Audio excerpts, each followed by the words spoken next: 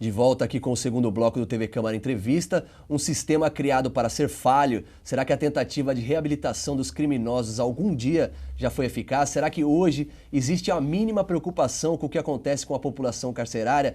Por que tanto descaso? De fato, eles não merecem mais uma segunda chance? É certo simplesmente excluí-los em condições desumanas, amontoados em meio a doenças e sem qualquer trabalho que lhe possibilitem a reflexão de seus atos? E quando eles forem libertos, qual a forma de contribuição que essas pessoas darão para a sociedade? Quem está conosco para discutir esse e outros assuntos é o Dr. Diego Pureza, ele que é formado em Ciências Criminais. Doutor, falando um pouquinho, voltando sobre a questão da superlotação, qual esse problema? É porque existem poucas penitenciárias, a criminalidade precisa diminuir? Qual que é a questão, ou realmente é essa ausência da reabilitação que vem fazendo com que o nosso sistema cresça cada vez mais aí? Eu diria que todos esses fatores contribuem, mas eu destacaria dentre eles uma reabilitação ineficaz. Como eu falei anteriormente, causa um efeito dominó. Porque quando o Estado falha na ressocialização, ao invés de estar tirando pessoas do cárcere, essas pessoas que saíram vão voltar. Vamos raciocinar um exemplo simples. Imagine um cidadão que é preso, é condenado por 5, 6, 7 anos de regime fechado pelo crime de tráfico de drogas. Veja que ele ocupava uma posição no tráfico de drogas e quando ele sai pode ter certeza que essa posição vai ser ocupada por outra pessoa.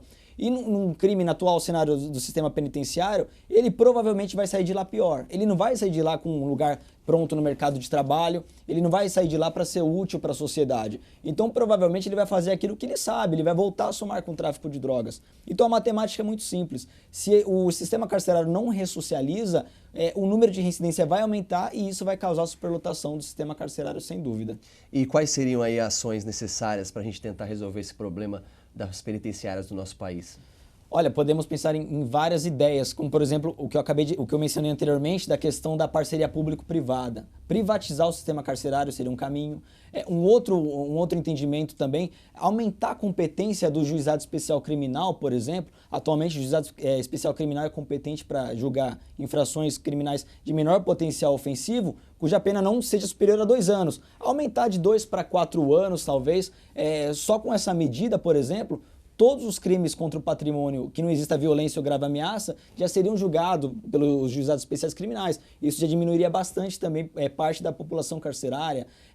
Repensar na hora de aplicar uma medida cautelar diversa da prisão. Como eu falei para você, 40% da população carcerária são presos provisórios e alguns deles vão ser absolvidos, outros já se sabe que vão ter penas em regime aberto, semiaberto ou penas alternativas. Então, por que antecipar o cárcere? Por que mantê-lo preso provisoriamente se lá no final sabe que ele não vai ficar preso? Não faz o menor sentido. Então, repensar também na hora da aplicação de medidas cautelares é um caminho viável. São algumas ideias e a própria questão da ressocialização. Isso também a longo prazo, sem dúvida, vai reduzir a questão da população carcerária. A questão que você falou da privatização das penitenciárias, mas aí só privatizá-las cruamente não vai resolver também esse problema. Aumentar só o número de cadeias não vai resolver esse problema. Como fazer essa mudança aí de filosofia, né? De políticas públicas criminais? Sim, claro que vai demandar legislação própria e não seria só aumentar o número de prisões, mas delegar para empresas especializadas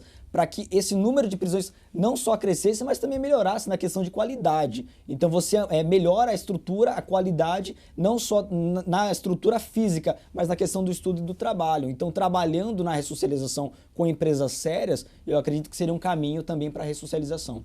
Doutor, e essa verba, a verba destinada à manutenção dos presídios, a verba destinada, né, à questão da segurança pública, ela é insuficiente, né, hoje e por isso a gente também tem alguns problemas? Ou o senhor acredita que ainda existe uma má administração desses recursos voltados à segurança, voltados às penitenciárias? Olha, a questão da verba, ela vem diminuindo sim, ela vem diminuindo e há até boatos de que há projetos de lei que vai diminuir até a questão de concurso público para agentes penitenciários, polícia militar, enfim. Então isso vem diminuindo, mas eu acho que o maior problema é a questão da administração. E o grande câncer do nosso país, que é a corrupção. Então, veja, se já os recursos já não são grandes e o pouco desse recurso não se aplica da forma correta, o problema só vai se agravar. E com relação a gente abordou no primeiro bloco, a questão da humanização, né, de alguns crimes, da execução penal, separar ali crimes mais graves, crimes leves. Existe uma possibilidade da gente fazer isso estando desse jeito? Fica difícil, né? Atualmente é praticamente impossível, porque já há uma superlotação, então não há como separá-los de acordo com a natureza, mas sem dúvida seria o ideal. Doutor, durante visitas, né, às penitenciárias, existe muita reclamação das famílias que visitam esses entes aí, da superexposição, né, de alguns constrangimentos que as pessoas vivem ali para visitar os seus entes. Realmente isso existe? Como que é essa situação? Existia bastante, e depende muito de cada estado, esse tipo de revistas de forma arcaica, de forma vexatória. Mas no estado de São Paulo, por exemplo, desde 2014 isso acabou. Foi abolido. É claro que ainda a gente escuta notícias de descumprimento, mas já é lei que não se pode mais submeter aquele que vai visitar um parente, enfim, a revistas vexatórias. O que se há hoje são revistas através de aparelhos eletrônicos, scanners, detector de metal. Qualquer tipo de revista que não constrange a pessoa, não coloque em risco a integridade física, moral ou psicológica. Então já vem mudando. Doutor, o senhor falou de corrupção, né? Eu já ouvi casos de amigos que foram visitar outros amigos que tiveram problemas criminais aí, de ter que pagar para visitar os seus entes, né? Acontece muito isso ainda, a corrupção dentro ali do sistema. Queria que você falasse um pouquinho com relação à capacitação dos agentes penitenciários. Como que é essa situação? Essas pessoas que estão cuidando dos nossos presos, elas têm a devida capacitação e como elas tratam, né? Não apenas os familiares, como que o senhor vê isso? Olha, a questão da capacitação também depende muito de cada estado. No estado de São Paulo vem melhorando, não diria que é o ideal ainda, mas vem melhorando. A grande questão também o que influencia nisso é o crime organizado. O crime organizado vem tomando conta de muitas penitenciárias, o que facilita também essa questão de pagamento de quem vai fazer a visita, o ingresso de aparelhos celulares nos presidiários, nas penitenciárias. Realmente acontece, mas a capacitação em si dos agentes vem melhorando. O que pode ser feito é pegar bons exemplos. Como eu mencionei o estado de Santa Catarina, que é modelo, ele acabou mudando bastante de uns 4 anos para cá, justamente por investimento não só na educação dos presos, mas também na capacitação dos agentes penitenciários. Isso faz muita diferença na questão da fiscalização do crime organizado, por exemplo. E o senhor citou aí a questão do crime organizado. Hoje, como que está essa situação dentro das cadeias? Realmente, o crime organizado ainda está no domínio aí da maioria das penitenciárias, principalmente aqui no nosso estado, né, que tem um crime muito forte. Como que o senhor vê isso? Sim. Quanto isso influencia também, né, em toda essa dificuldade do sistema penitenciário aí? Sim, realmente. A questão do crime organizado está realmente forte nas penitenciárias e principalmente por conta da superlotação, porque acaba sendo muito mais difícil de ter um controle. E como eu citei o exemplo do aparelho celular, num sistema carcerário lotado é difícil você controlar o ingresso. E isso facilita a comunicação de quem está lá dentro para quem está lá fora, comandos, ordens, enfim, e realmente é um grande problema. É o problema da fiscalização, que deve aumentar sem dúvida, não só na capacitação dos agentes penitenciários, mas aumentar a segurança desses agentes penitenciários e o número efetivo. E a questão da prevenção, porque se você não trabalha na prevenção, veja, dificilmente uma pessoa ela ingressa no sistema penitenciário cometendo crimes mais graves. Geralmente ela começa com crimes menores. E aí ela tem contato com o crime organizado e acaba piorando, a famosa expressão, universidade para o crime, e sai de lá muito pior. Então realmente o crime organizado vem tomando conta do sistema penitenciário, infelizmente. Diego, e aqui na nossa região nós temos grandes presídios, né? Presídios importantes no nosso país estão aqui na nossa região. Sim. Como que o senhor vê isso? Esses presídios eles são melhores do que a média? O nosso vale está seguro com relação a estarmos ao lado deles? Esses presídios são também níveis muito baixos de tratamento ali, de estrutura? Como que o senhor vê isso? Olha, eu diria que não são presídios de segurança máxima, não chegam a fazer mil maravilhas, mas também não estão numa margem muito baixa como a maioria dos estados. Aqui no Vale do Paraíba temos presídios como o presídio de Tremembé, por exemplo, que a situação lá realmente precisa melhorar bastante, mas ainda não está tão baixa como em outras regiões que realmente é estado de calamidade pública. Principalmente no Nordeste. Exatamente. Né? Legal, nós vamos voltar aqui para as ruas para saber o que pensam os jacarienses, né? Perguntamos aí sobre a legalização da pena de morte e sobre fazer justiça com as próprias mãos. Assuntos complexos, vamos ouvir aí o que o povo diz.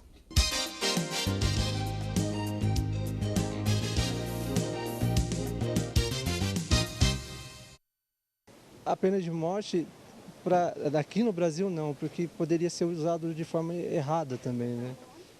muitas pessoas injustas. Tem casos que a gente vê que a gente fala, nossa, isso daí sim seria bom utilizar a pena de morte. Em outros casos poderia ser utilizado de forma errada, isso não tem o controle. Dá para ver que o Brasil hoje está passando com essa fase de corrupção, pessoas em cima do poder que fazem coisas erradas, e ali pessoas que vão ter o poder que vai manipular esse sistema. Então a gente não dá para ter o controle, não sabe o dia da manhã, se é um dos nossos que vão estar passando por isso, de repente vão estar passando por uma pena de morte injustamente. Isso é complicado, porque às vezes pode correr o risco de ser injustiça, né? Então daí vai penalizar alguém com morte sendo injustiça. Então eu acho que é meio pesado. Eu não aprovo muito não. Mas prisão perpétua sim, mas pena de morte eu acho já meio pesado. Acho que para alguns casos sim, para alguns casos sim. Acho que estupro seguido de morte, sequestro com morte, eu acho que para esses casos teria que sim, teria que ter. Olha, eu sou cristão, eu sou totalmente contra. Eu acho que, independente de qualquer erro que a gente cometa, o arrependimento está acima de tudo, né? Então, se houver arrependimento, eu acho que não tem necessidade de tirar a vida disso. Nada paga a vida de uma pessoa, por mais cruel que ela seja, né?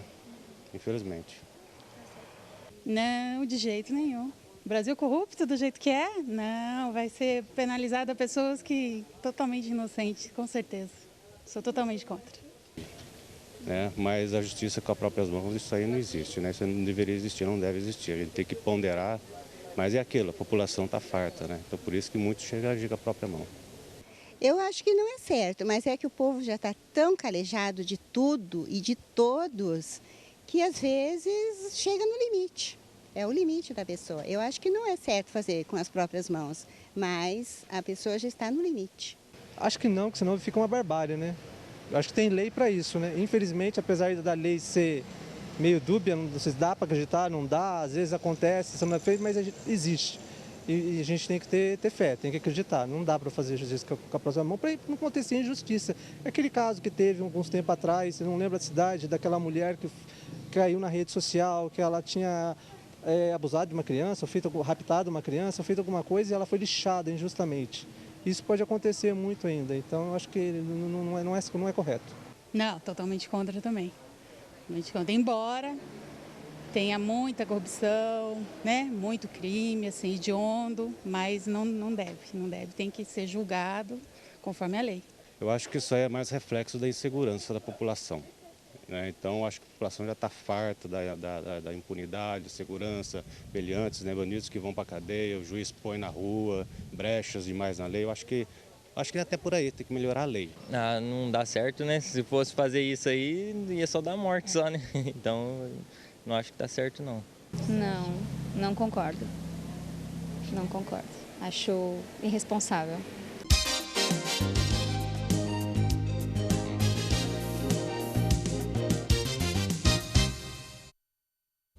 Esse foi o povo de Jacareí falando sobre a questão da pena de morte e a justiça com as próprias mãos. Dá até medo aqui de estar aqui na cidade. A gente viu ali que parece que as pessoas normalmente elas são a favor da pena de morte quando é com o outro, quando é o criminoso, mas se for um dos meus, se for o meu familiar, eu sou contra a pena de morte. Como que o senhor vê esse discurso da pena de morte hoje no nosso país e o que o senhor pensa disso? Infelizmente, por parte da população, decorre por conta de uma sensação de impunidade, uma sensação de insegurança mesmo. E como eu falei já várias vezes, a questão do direito penal midiático. A mídia vende o tempo todo essa ideia de que o crime está tomando conta do país e de que a polícia é corrupta, comete excesso. De um modo geral, eu vou citar o estado de São Paulo, aqui a Polícia Militar vem se preparando cada vez mais e eu até me surpreendi porque eu participo muito do curso de formação da polícia e o que eu vejo são policiais capazes. O grande problema é o sentimento de insegurança, a sensação de insegurança da população e isso acaba gerando esse sentimento de revolta, desacreditando do poder público, desacreditando de um Estado, de um poder punitivo do Estado e isso acaba gerando esse tipo de situação de justiça com as próprias mãos. O senhor acredita em alguma possibilidade de Congresso aí se tornando cada vez mais conservador, a população também pressionando aí o Congresso? Existe a possibilidade de um dia termos a pena de morte aqui no nosso país? Como que o senhor vê isso? Olha, eu creio que não. A Constituição Federal ela só prevê uma única exceção, que é no caso de guerra declarada, que nunca foi aplicada.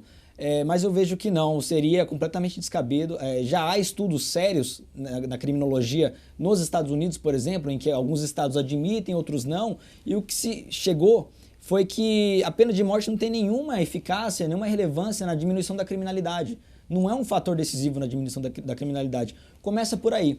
E segundo, que um estado que admite, um país que admite a pena de morte, ao meu ver, é um estado que está assinando uma declaração da sua própria incompetência na aplicação do direito penal. Porque a principal finalidade da pena é a ressocialização. Se você aplica a pena de morte, você abre mão da principal finalidade e o estado acaba fracassando. Então eu entendo que seria completamente inviável a aplicação da pena de morte.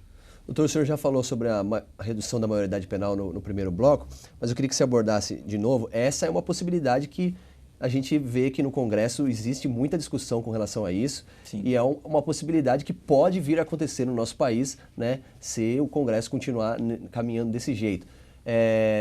O senhor acredita que pode haver algum tipo de melhoria na questão da segurança pública se houver essa redução? O senhor já falou que é contra, que não sente que o país é capacitado para isso.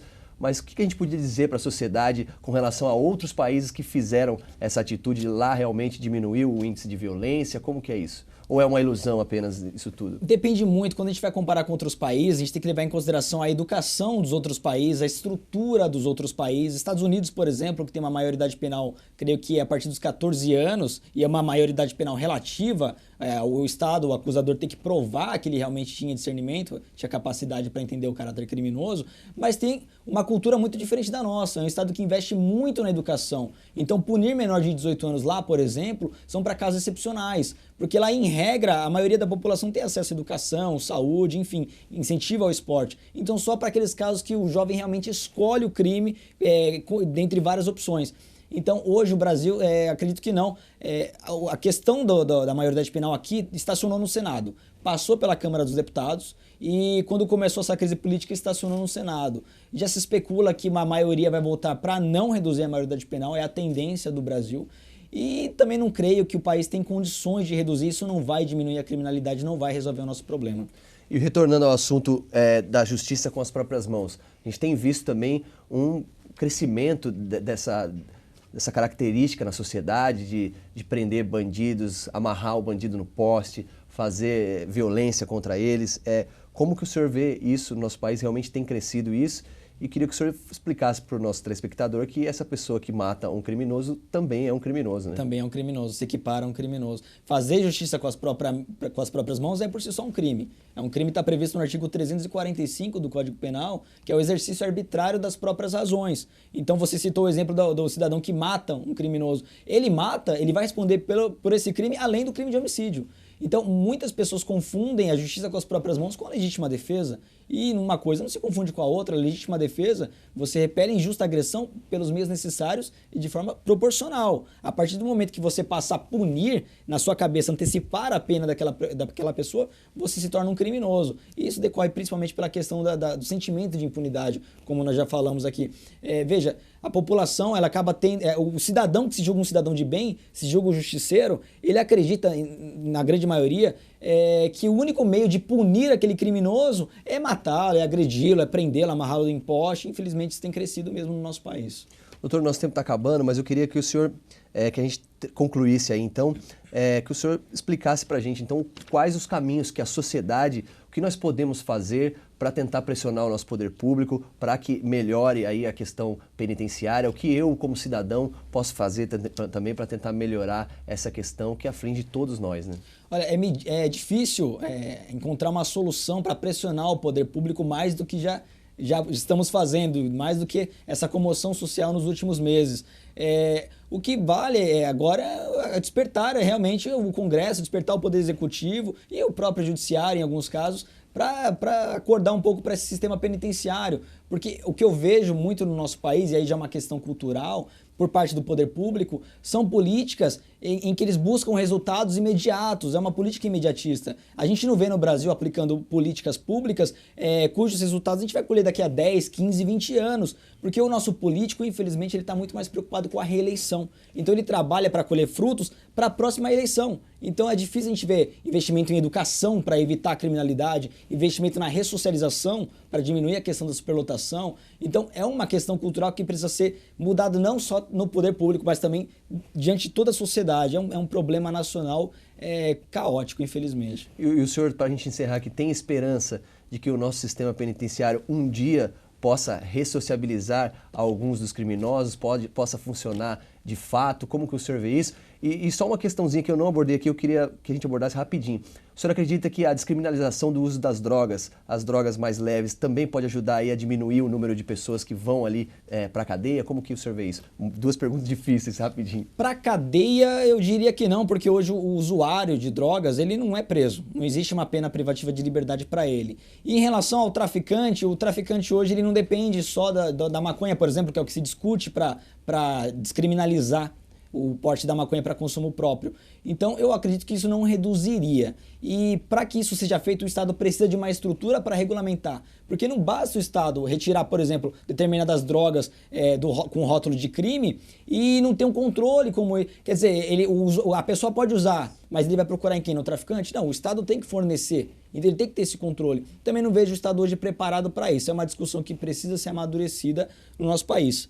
Em relação à sua pergunta anterior, se eu vejo esperança, eu tenho esperança. Eu sou uma pessoa muito otimista, esperança a gente tem que ter sempre. E eu aposto nessa ideia da questão da privatização. Eu acredito que seria um caminho viável por conta da falência do interesse público nessa questão do sistema penitenciário. Mas eu tenho esperança sim.